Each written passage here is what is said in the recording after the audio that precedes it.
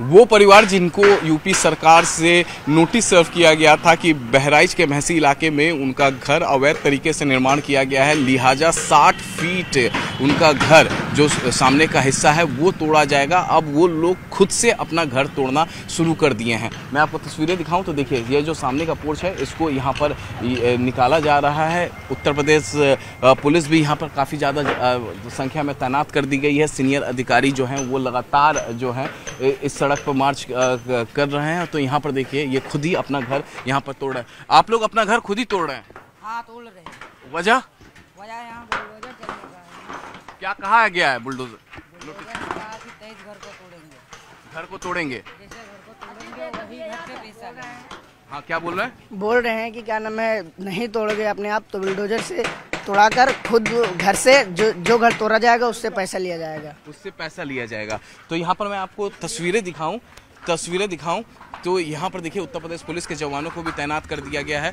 हाँ, तोड़ा जाएगा। अब अगर यानी बुलडोजर तोड़ेगा तो पैसा भी वसूलेंगे। हाँ, आप हमसे मतलब जिसका घर तोड़ा जाएगा उससे पैसा लिया जाएगा, इसीलिए तोड़ा जाएगा। हाँ, इसीलिए तोड़ा जाएगा। तो मैं आपको तस्वीरें दिखाऊं तो उत्तर प्रदेश पुलिस के जवान यहाँ पर काफ़ी ज़्यादा संख्या में तैनात किए गए हैं। और ये तस्वीरें देखिए, अब ऊपर की रेलिंग जो है वो खुद से ये लोग तोड़ रहे हैं। यहाँ पर देखिए, यहाँ पर पूरा परिवार जो है यहाँ पर इकट्ठा हो गया है। और इसी घर पे मैं आपको तस्वीरें दिखाऊं तो यहाँ पर नोटिस भी चस्पा की गई है।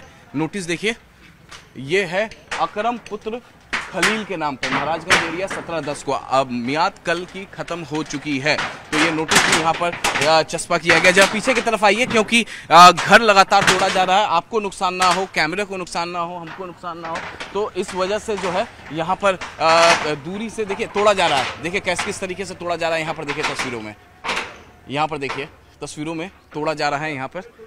तो ये वो लोग हैं जो नहीं चाहते कि बुलडोज़र इनके घर पे चले, और ताकि इनके जेब से अगर बुलडोज़र यहाँ पर आके चलती है तो नोटिस में ये साफ लिखा हुआ, जैसा इन्होंने बताया कि अगर बुलडोज़र आके तोड़ेगा तो बुलडोज़र की जो फीस है इन्हीं से ली जाएगी।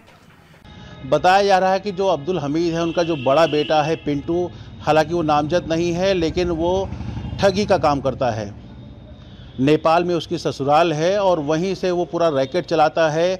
जो सोना चांदी का कारोबार है उसमें वो शामिल है और वहाँ से नकली सोना लाके यहाँ पे असली सोना बता के व्यापार करता था, जिसमें अब्दुल हमीद और उनके सभी बेटे उसमें शामिल हैं। पिंटू ठगी का काम करता था। उसने बहराइच में भी कई व्यापारी को भी बेवकूफ़ बनाया। कई पुलिस भी उसके रैकेट में फंसे। ऐसे में ही एक व्यापारी हमारे साथ में हैं जो ठगी का शिकार हुए हैं। हम उनसे बात कर लेते हैं कि किस तरीके से काम करता था और उनसे कितनी ठगी हुई है। क्या नाम आपका? सुधीर कुमार गुप्ता नाम है। सुधीर जी, ये जो पिंटू है अब्दुल हमीद का बड़ा लड़का है, उसका क्या इतिहास रहा है, क्या कैसे करता था? आपसे सुना ही ठगी हुई है उससे। पिंटू का तो जो पहले बता देता हूँ कि पिंटू का जो सही नाम है वो महमूद आलम नाम है। पिंटू नाम से ये फेमस है और ये लोगों को अपनी मीठी बातों में फंसाता है। फंसाने के बाद ठगी का शिकार बनाता है। जैसे आपसे हाँ, कितनी ठगी करी है? हमारे साथ तो इन्होंने 2-3 किस्तों में, जैसे कभी 2 लाख रुपए, कभी 1 लाख रुपए, ऐसे करके तकरीबन 4,70,000 रुपए के आसपास की ठगी इन्होंने की है। तो आप उसके संपर्क में कैसे आए?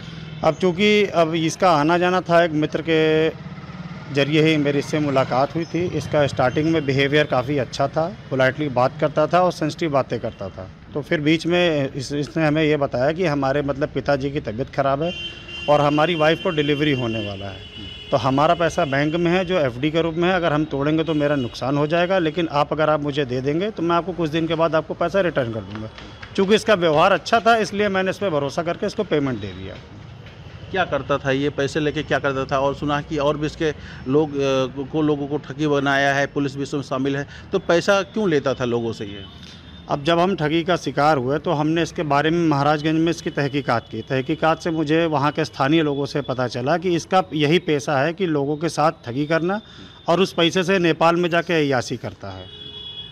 तो लोगों से क्या कह के पैसा लेता था ये? लोगों को अपने बहाना बताता था, बीमारियां बताता था, कारोबार में पैसा इन्वेस्ट कराने की बात करता था, प्रॉफिट देने की बात करता था और कुछ ऐसी दुर्लभ चीज़ें हैं जो नेपाल से या चाइना से मंगा के देने की बात करता था, जिससे लोग इसकी भ्रामक परिस्थितियों में फंसकर शिकार होते थे। क्या व्यापार करता था ये? अब मुख्यतः तो इसका व्यापार है नकली सोना का। नकली सोना के साथ साथ जैसे स्थानीय महाराजगंज में हमने पता किया तो लोगों ने बताया कि जाली नोटों का भी काम करता है, कुछ हथियारों का भी काम करता है। इस तरीके की लोगों ने हमें जानकारी दी। तो कौन कौन से लोग इसके रैकेट में फंसे हैं?